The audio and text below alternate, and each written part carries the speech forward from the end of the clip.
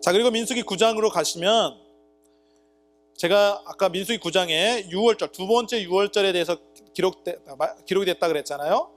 그런데 이 두 번째 유월절은 사실은 2년, 그러니까 2년 1월 14일에 있었던 거예요. 그리고 민수기 1장 1절에는 2년 2월 1일부터 기록이 된 거예요. 맞죠? 그러니까 인구 계수를 2월 1일에 계수한 건데 이 6월절은 이미 지나간 것을 기록한 거예요. 1월 14일. 그죠? 2년째 되는 1월 14일에 된 것을 요 민수기 9장에 기록을 하신 겁니다. 그래서 시건 순서로 기록된 게 아니라는 걸 뜻하는 거예요. 그죠? 단지 중요한 내용이기 때문에 여기 다시 한번 언급을 해 놓은 겁니다. 이 6월절에 대한 거는 잘 아실 거예요. 6월절은 이제 정월 14일에 해질 때 되는 거죠. 그 6월절 어린 양은 예수님을 예표하는 겁니다. 그렇죠? 그래서 6월절 유래의 그 준수 역사는 이와 같아요. 출애굽 당시, 그때 출애굽기 12장에 나와 있는 그게 첫 번째 6월절이었고, 그리고 그게 이제 정월 1월 14일이었고요. 그리고 두 번째 그 6월절은 민수기 9장에서 기록이 된 겁니다. 맞죠? 그리고 가나안 정복 이후에는 이제 그 땅에 들어가서 6월절을 지켰습니다. 물론 이제 그 광야 생활할 동안에도 계속해서 6월절을 지켰어요. 왕정 시대에도 6월절을 지켰죠. 그런데 이제 너무 악하게 된, 왕들이 악했을 때는 6월절이 안 지켜진 때도 많았어요.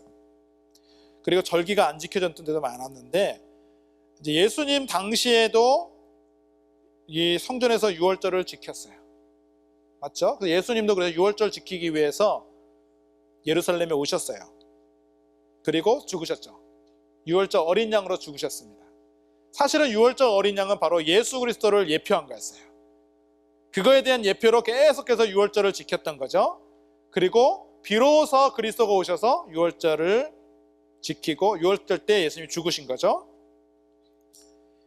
그리고 나서 얘기하면 이제 6월절의 진정한 의미를 모른 채 형식적으로만 지켰죠.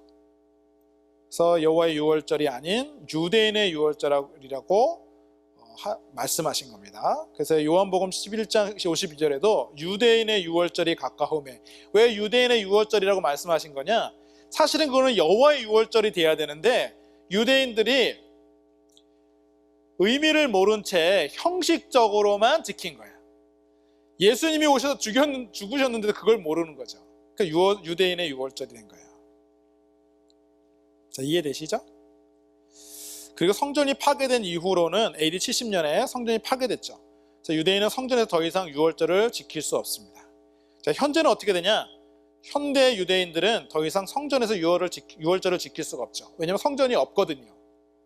성전이 없기 때문에 지금은 축제 의식의 일종으로 이제 지내고 있고, 6월절 식사 때에 정강의 뼈와 익힌 달걀 등을 달걀을 접시 위에 놓고 희생양을 대신해서 이제 이렇게 지켜요.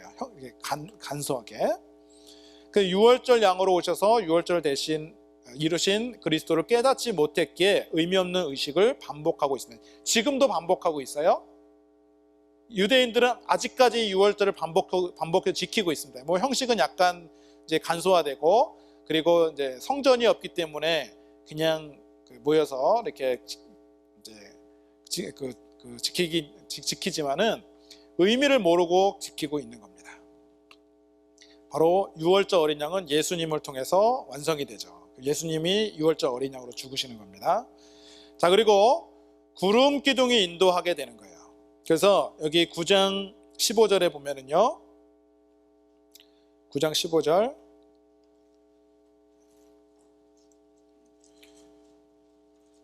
성막을 세운 날에 구름이 성막과 증거막을 덮었고, 저녁이 되면 성막 위에 불 모양 같은 것이 나타나서 아침까지 이르렀으되.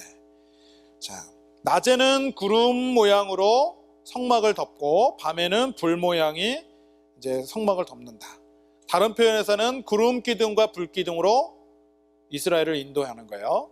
그래서 이 성막 위에 구름이 있을 때는 이스라엘이 진을 치고 움직이지 않습니다.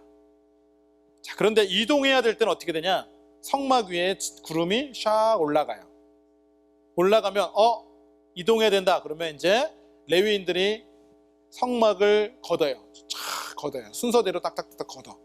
그리고 이스라엘도 그 이스라엘 사람들 백성들 다른 지파들도 자기 짐을 챙기고 그 다음에 그 장막을 걷고 진을 맞춰가지고 순서대로 이동을 하게 되는 거예요.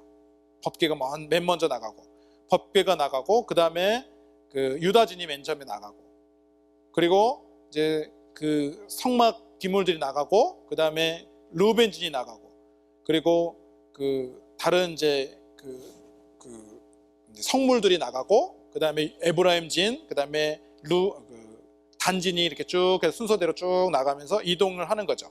그래서 아까 신의 광야에서부터 시작해가지고 이제 민수기 10장에 신의 광야부터 시작해서 바란 광야까지 굉장히 긴 길을 가게 되는 겁니다. 자, 이해되시죠? 그래서 민수기 10장까지 왔어요.